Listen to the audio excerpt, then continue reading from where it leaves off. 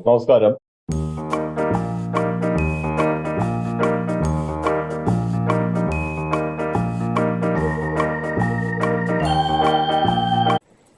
ആയിരത്തി 1942 ഫെബ്രുവരി 16 സൂര്യൻ ഉദിക്കുന്ന സമയത്ത് ബി റോമ എന്ന ഓയിൽ ടാങ്കർ ഷിപ്പിന്റെ ക്യാപ്റ്റൻ ഫൈൻഹോൺ ഷിപ്പിന്റെ ബ്രിഡ്ജിൽ തന്നെ നിൽപ്പുണ്ട്. പഴയ ദിവസത്തിൽ നിന്ന് തികച്ചും വ്യത്യസ്തമായി നല്ല തെളിഞ്ഞ അന്തരീക്ഷം, നല്ല കാലാവസ്ഥ, ശാന്തമായ കടൽ. ഏതൊരു ക്യാപ്റ്റനെ സംബന്ധിച്ചും വളരെ സന്തോഷപ്രദമായ ഒരു ദിവസം. പക്ഷേ ക്യാപ്റ്റൻ ഫൈൻഹോൺ അത് കണ്ടൊരു സന്തോഷമല്ല തോന്നിയത്. തലേ ദിവസം മാനമാകെ മഴക്കാറ് മൂടിക്കിടക്കുകയായിരുന്നു, കടൽ പ്രക്ഷുബ്ധമായിരുന്നു. അതുകൊണ്ട് തന്നെ ഒരു ജപ്പാൻ അറ്റാക്ക് ഒരിക്കലും സംഭവിക്കില്ലായിരുന്നു. പക്ഷെ ഉച്ചയ്ക്ക് അവര് വന്ന വഴി തന്നെ തിരിച്ച് യാത്ര ചെയ്തു. കെറി ഡാൻസർ എന്ന ഒരു കപ്പലില് നടത്തിയ ഒരു രക്ഷാപ്രവർത്തനം എന്ന് പറയുമ്പോൾ കപ്പലിൽ അപകടത്തിൽപ്പെട്ടവർ രക്ഷിച്ചാണ്. 2 കൊല്ലം മുമ്പ് കണ്ട പോലെ തലക്കടിച്ചതല്ല. ആ ഒരു മടക്കയാത്ര ഇല്ലായിരുന്നെങ്കിൽ ഇപ്പൊ അവര് കാര്യമാറ്റ സ്ട്രൈറ്റിലെത്തിയാണ്. പിന്നെ ജപ്പാൻ ആക്രമണം പേടിക്കേണ്ടതില്ല. പക്ഷെ ഇപ്പൊ അതല്ല അവസ്ഥ. ഏത് നിമിഷവും ഒരു ആക്രമണം നടക്കാവുന്നത്ര തെളിഞ്ഞ ഒരു അന്തരീക്ഷം. ആ ശാന്തമായ കടലില് എത്ര ദൂരെ നിന്നും ബി റോമ എന്ന ഓയിൽ ടാങ്കർ ഷിപ്പിനെ കാണാം. അതുപോലെ മാനത്തൂടെ പറക്കുന്ന ഏത് വിമാനത്തിനും കാണാം. അങ്ങനെ പല ആലോചനകളിൽ നിൽക്കുന്ന സമയത്താണ് പുറകുന്നൊരു ശബ്ദം. Good morning sir. അത് നിക്കോൾസൺ ആയിരുന്നു. ക്യാപ്റ്റൻ ഒന്ന് തിരിഞ്ഞു നോക്കി. നിക്കോൾസൺ ആകെ 2 മണിക്കൂറിൽ താഴെ ഉറങ്ങിയിട്ടുള്ളൂ. രാത്രി നിക്കോൾസൺ ആണ് ക്യാപ്റ്റനെ ക്യാബിനിൽ കൊണ്ടാക്കി പറഞ്ഞത്, സാറിന് കിടന്ന് ഉറങ്ങ്, ബാക്കി ഞാൻ നോക്കിക്കോളാം. പുലർച്ചെ 5 മണിക്കാണ് ക്യാപ്റ്റൻ ക്യാബിന്റെ പുറത്തു വന്നതും നിക്കോൾസൺ ഉറങ്ങാൻ പോയതും. ഇപ്പതാ 7 മണിക്ക് നിക്കോൾസൺ വളരെ ഉന്മേഷവാനായി നിൽക്കുന്നു. 8 മണിക്കൂർ ശാന്തമായ ഉറക്കമെല്ലാം കഴിഞ്ഞ് വന്നതുപോലെ. നിക്കോൾസൺ എപ്പോഴും അങ്ങനെയാണ്. ഉറക്കമില്ലായ്മ ഒരിക്കലും അദ്ദേഹത്തിന്റെ ബാധിക്കാറേ ഇല്ല. ആ ഒരു കഴിവ് തങ്ങൾക്കും കിട്ടിയിരുന്നെങ്കിൽ ആ കപ്പലിൽ പലരും ആലോചിക്കാറുണ്ട്. ക്യാപ്റ്റൻ ചോദിച്ചു, ജോണി തനിക്ക് ഉറക്കമൊന്നുമില്ലേ? 6 മണിയായപ്പോൾ എഴുന്നേറ്റു. പിന്നെ ഇത്ര നേരം നമ്മുടെ അതിഥികളുടെ ക്ഷേമമെല്ലാം അന്വേഷിക്കുകയായിരുന്നു. ക്യാപ്റ്റൻ ചോദിച്ചു, എങ്ങനെയുണ്ട് എല്ലാവരുടെയും അവസ്ഥ? 5 പേര് ഹോസ്പിറ്റലിൽ കിടപ്പുണ്ട്. ബാക്കിയുള്ളവരൊന്നും വലിയ കുഴപ്പമില്ല. കോർപ്പറൽ ഫ്രൈസറും ബാക്കിയുള്ള ആൾക്കാരും കിടക്കാനേ കൂട്ടാക്കുന്നില്ല. അവര് തോക്കൊക്കെ പിടിച്ചുകൊണ്ട് അങ്ങനെ ഇരിക്കുകയാണ്. എന്ത് സംഭവിച്ചാലും നേരിടുമെന്നാണ് പറയുന്നത്. ക്യാപ്റ്റൻ സാറിനെയും ആൾക്കാരെയും ഏത് നിമിഷവും ആക്രമിക്കും എന്നുള്ള ഒരു ഭാവം അവരുടെ മുഖത്തുണ്ട്. ആ രീതിയിലാണ് അവരുടെ നോട്ടം. ക്യാപ്റ്റൻ സാറിനൊന്നും അവരുടെ മുഖത്തേക്കേ നോക്കാൻ ധൈര്യം വരുന്നില്ല. ക്യാപ്റ്റൻ പറഞ്ഞു, സ്വാഭാവികം, അവരെല്ലാം ക്യാബിനില് അടച്ച് ലോക്ക് ചെയ്തിട്ട് മുങ്ങിയ ആൾക്കാരല്ലേ. ഞാൻ ആ ക്യാപ്റ്റൻ സിറിന്റെ അടുത്ത് സംസാരിച്ചു. അവനൊരു പിടികിട്ടാത്ത ക്യാരക്ടറാണ്. അവനൊരു ഇംഗ്ലീഷുകാരനാണ്, കൃത്യമായി പറഞ്ഞ ആംഗ്ലോ സാക്സൺ. ഇംഗ്ലണ്ടിലെ ഒരു പ്രശസ്തമായ പബ്ലിക് സ്കൂളിലാണ് അവൻ പഠിച്ചിരിക്കുന്നത്. എന്നിട്ടും തലതിരിഞ്ഞു പോയി. കള്ളക്കടത്ത് കപ്പലിന്റെ ക്യാപ്റ്റനായി. കൂടാതെ അവന് ജപ്പാൻകാരുമായിട്ട് എന്തൊക്കെയോ ബന്ധമുണ്ടെന്നാണ് തോന്നുന്നത്. പിന്നെ നമ്മുടെ വാനിഫാൻ തോക്കം കൊണ്ട് ആ ക്യാപ്റ്റൻ സാറിന് കാവല് നിൽക്കുന്ന ഗാർഡുകളുടെ കൂടെ ഉണ്ട്. ജോണി, എനിക്ക് മനസ്സിലാവാത്തൊരു കാര്യം ഇതാണ്.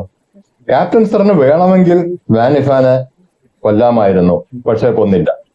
പക്ഷെ വാനിഫാൻ ഒരിക്കലും അത്തരം ഒരു ദയവ് ക്യാപ്റ്റൻ സാറിനോട് കാണിക്കുന്നില്ല. അതെന്താന്ന് എനിക്ക് ആലോചിച്ചിട്ടൊരു പിടിയും കിട്ടുന്നില്ല. പിന്നെ നമ്മുടെ നേഴ്സുമാരുടെ അവസ്ഥയൊക്കെ എങ്ങനെ? ആ പ്രായമായ മലേഷ്യക്കാരി മാത്രം ലേശം ഒന്ന് റിക്കവർ ആവാനുണ്ട്. ബാക്കി എല്ലാവരും ഓക്കെ. മിസ് പിൻഡർലീത്ത് അവര് പതിവ് പോലെ ഉഷാറായിരിക്കുന്നു. രാവിലെ എൻ്റെ അടുത്ത് കുറച്ചു കാലം സംസാരിച്ചു. എന്നെ യങ് മാൻ എന്ന് വിളിച്ചാണ് എപ്പോഴും സംസാരിക്കുക. അത് പറഞ്ഞപ്പോഴാണ് ഒരു കാര്യം ഓർത്തത് സർ. ഇന്നലെ രാത്രി മിസ് പിൻഡർലീത്തിന്റെ ക്യാബിനിൽ ആരോ ഒരു വിസിറ്റർ ഉണ്ടായിരുന്നു. അതാരാ?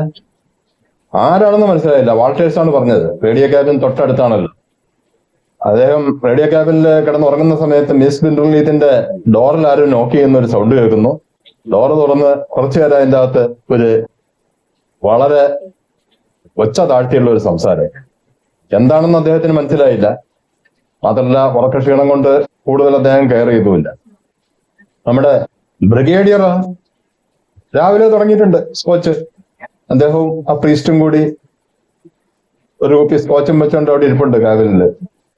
പിന്നൊരു കാര്യം ചോദിക്കട്ടെ ജോണി, താൻ ഇന്നലെ മിസ് മാനേജ്മെന്റ് ഒരു പ്രത്യേകത ശ്രദ്ധിച്ചോ? ക്യാപ്റ്റൻ ഉദ്ദേശിക്കുന്നത് നിക്കോൾസൺ മുമ്പേ നോട്ട് ചെയ്തൊരു കാര്യം തന്നെയാണ്. അതായത് നിക്കോൾസന്റെ അന്തരിച്ച വൈഫ് കാരലിന്റെ കണ്ണുകളോട് സാമ്യമുള്ള കണ്ണുകൾ. ഞാൻ ഇന്നലെ അത് ലൈഫ് ബോട്ടിൽ വെച്ച് നോട്ട് ചെയ്തു സാർ. അതിരിക്കട്ടെ, ഞാൻ വേറെ കാര്യം ചോദിക്കട്ടെ, തനിക്ക് ഇംഗ്ലണ്ടിൽ ഏതെങ്കിലും പ്ലാസ്റ്റിക് സർജൻ അറിയാവോ? ഇല്ല സർ. പിന്നെ താൻ ഇന്നലെ എന്തൊക്കെയാണ് ആ കുട്ടിയോട് പറഞ്ഞത്? ആവശ്യമില്ലാത്ത ആശ കൊടുക്കരുത് ആർക്കും. സാറ് തൽക്കാലം മനസ്സമാനത്തോടെ ഇരുന്നോട്ടെ. ഞാനൊന്ന് ചോദിക്കട്ടെ, നമ്മള് തിരിച്ച് ഇംഗ്ലണ്ടിലെത്തും എന്ന് സാറിന് എന്തെങ്കിലും ഉറപ്പുണ്ടോ? ക്യാപ്റ്റൻ ഫൈൻഹോൺ ഒരു ദീർഘനിശ്വാസത്തോടെ നിക്കോൾസന്റെ മുഖത്ത് നോക്കി അങ്ങനെ നിന്നു. കൂടുതലൊന്നും പറയാൻ അദ്ദേഹത്തിന് തോന്നിയില്ല.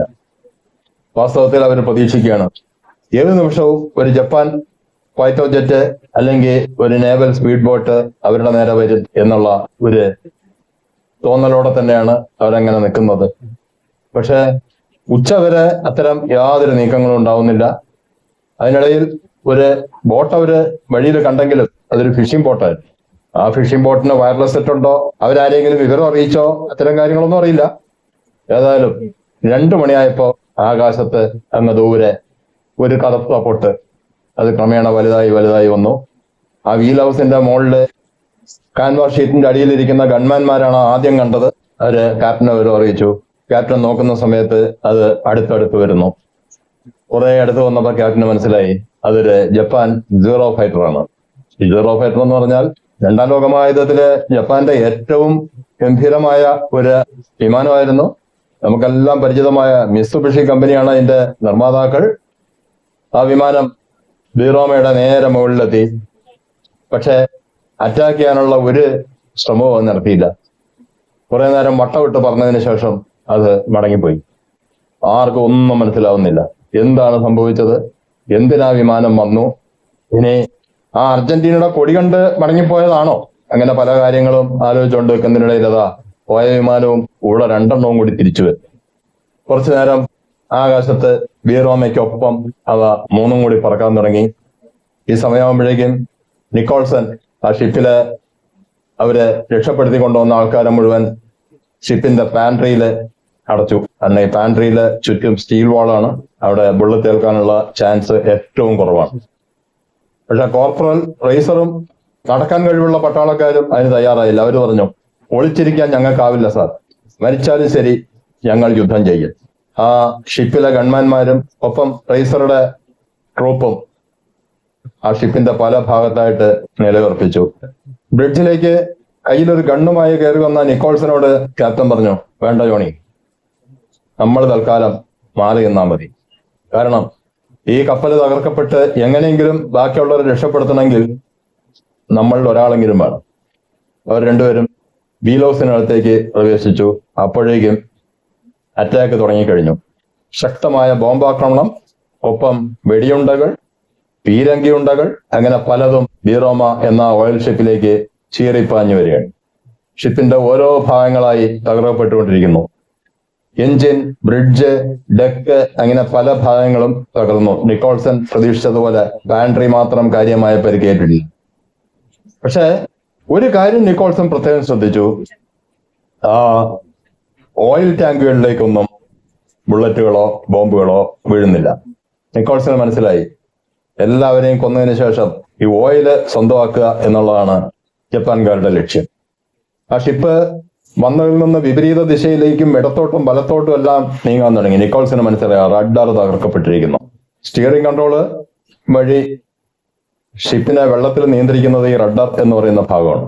ശക്തമായ ആക്രമണത്തിനിടയിൽ പക്ഷെ ജപ്പാൻകാരുടെ ഒരു ആഗ്രഹം നടന്നില്ല, ആ ഓയിൽ സ്വന്തമാക്കണം എന്നുള്ള ആഗ്രഹം. കാരണം ഫോക്സിൽ ക്യാബിനിൽ, അതായത് കപ്പലിന്റെ ഏറ്റവും മുമ്പിലുള്ള ഭാഗം, ഫോക്സിൽ ക്യാബിനിൽ കുറച്ച് ഹൈ ഒക്ടെയിൻ ഏവിയേഷൻ ഫ്യൂവല് ചില ബാരലുകളിൽ സ്റ്റോർ ചെയ്തിരുന്നു. ആക്രമണത്തിൽ ആ ബാരലുകളിൽ തീ പിടിച്ചു. അവ ഓരോന്നായി പൊട്ടിത്തെറിക്കാൻ തുടങ്ങി. ആ കപ്പലിന്റെ പല ഭാഗത്തേക്കും ആ തീ വ്യാപിക്കുകയാണ്. ഏതെങ്കിലും ഒരു ഡീസൽ ടാങ്കിലാണ് തീ പിടിച്ചതെങ്കിൽ അത് ചിലപ്പോൾ അവിടെ തന്നെ തീരുമായിരുന്നു. പക്ഷെ പെട്രോളിന് തീ പിടിച്ചാൽ അങ്ങനെയല്ല, അതിന് പിന്നെ കൺട്രോൾ ഇല്ല. അല്പസമയം കഴിഞ്ഞപ്പോൾ വെടിവെച്ചുകളെല്ലാം നിലച്ചു. നിക്കോൾസൺ വീൽ ഹൗസിന്റെ ഒരു വിൻഡോയിലൂടെ തല പുറത്തിട്ടൊന്ന് നോക്കി. അടുത്ത നിമിഷം അദ്ദേഹം തല പെട്ടെന്ന് താഴ്ത്തിയില്ലായിരുന്നെങ്കിൽ ചീറിപ്പാഞ്ഞു വന്ന ഒരു ബുള്ളറ്റ് അദ്ദേഹത്തിന്റെ തലയുമായിട്ട് പോകുമായിരുന്നു. അറ്റാക്ക് അവസാനിപ്പിച്ചെങ്കിലും ഒരു സീറോ ഫൈറ്റർ അവിടെ തന്നെ കറങ്ങുന്നുണ്ടായിരുന്നു. അല്പസമയം കഴിഞ്ഞപ്പോഴേക്കും ആ അറ്റാക്ക് എല്ലാം അവസാനിപ്പിച്ച് വിമാനങ്ങൾ മടങ്ങിപ്പോയി. കാരണം ഇനി ഓയിൽ വീണ്ടെടുക്കാൻ പറ്റില്ല എന്നവർക്ക് മനസ്സിലായി. കപ്പലിന് തീ പിടിച്ചുകൊണ്ട് ആരും രക്ഷപ്പെടില്ല എന്നും അവർ മനസ്സിലാക്കി. നിക്കോൾസൺ വീൽ ഹൗസിൽ നിന്ന് പുറത്തിറങ്ങി എല്ലാം പരിശോധിച്ചു. ഫ്രേസറുടെ ഇടത്തേക്ക് നഷ്ടപ്പെട്ടിരിക്കുന്നു. എന്നാലും അദ്ദേഹം ആയുധധാരിയായി തന്നെ ധീരതയോടെ നിൽക്കുകയാണ്. ഷിപ്പിലെ ഗൺമാന്മാരെല്ലാം കൊല്ലപ്പെട്ടിരിക്കുന്നു. കാരണം വെടിയുണ്ടകൾ വരുന്ന ഭാഗത്തേക്ക് നോക്കി തിരിച്ച് വെടിയുതിർക്കാൻ ഫൈറ്റർ ജെറ്റിന് വളരെ എളുപ്പമാണല്ലോ. ക്യാപ്റ്റൻ പറഞ്ഞതിന്റെ അർത്ഥം അപ്പോഴാണ് നിക്കോൾസൺ ആലോചിക്കുന്നത്, നിക്കോൾസൺ ഒരു ഗണ്ണും എടുത്ത് ഇറങ്ങിയിരുന്നെങ്കിൽ ഇപ്പൊ ജീവനോടെ ഉണ്ടാവില്ലായിരുന്നു. റേഡിയോ ഓപ്പറേറ്റർ വാൾട്ടേഴ്സ് ബോധമില്ലാതെ കിടപ്പുണ്ട്. പക്ഷെ അദ്ദേഹത്തിന് കാര്യമായിട്ടുള്ള പരിക്കേറ്റില്ല എന്ന് നിക്കോൾസന് മനസ്സിലായി. ബോസൻ മെക്കിനോൺ കുഴപ്പമൊന്നുമില്ലാതെ ഉണ്ട്. ആളി കത്തുന്ന ആ തീയൊന്ന് നോക്കി നിക്കോൾസൺ. ഏകദേശം 200 അടി ഉയരം വരെ എത്തിയിരിക്കുന്നു ആ തീനാളങ്ങൾ. അത്രയും ശക്തമായ തീ. പക്ഷെ അത് കപ്പലിന്റെ ബാക്കി ഭാഗത്തേക്ക് പെട്ടെന്ന് അങ്ങനെ വ്യാപിക്കില്ല. കാരണം ഷിപ്പിന്റെ സ്ട്രക്ചറിന്റെ കൂടുതൽ ഭാഗവും സ്റ്റീലാണ്, മരം വളരെ കുറവാണ്. അല്ലെങ്കിൽ അതിനോടകം തന്നെ ആ ഷിപ്പ് മുഴുവൻ കത്തി തീർന്നാൽ. തിരിച്ച് വീൽ ഹൗസിലെത്തിയ നിക്കോൾസൺ ചുമരം ചാരിയിരിക്കുന്ന ക്യാപ്റ്റൻ ഫൈനോണിനാണ് കണ്ടത്. നിക്കോൾസൺ ആ കപ്പലിലെ സ്റ്റാഫിനെ കുറിച്ചും ആ മിലിറ്ററി ട്രൂപ്പിനെ കുറിച്ചെല്ലാം ക്യാപ്റ്റൻ ഫൈനോണിനോട് പറഞ്ഞു. ക്യാപ്റ്റൻ തിരിച്ചെന്തോ പറയാൻ തുടങ്ങിയെങ്കിലും ശക്തമായൊരു ചുമയും വായിൽ നിന്ന് കുറച്ച് ബ്ലഡുമാണ് പുറത്തേക്ക് വന്നത്. നിക്കോൾസൺ ഞെട്ടി. അദ്ദേഹം വളരെ പെട്ടെന്ന് ക്യാപ്റ്റന്റെ അടുത്തെത്തി.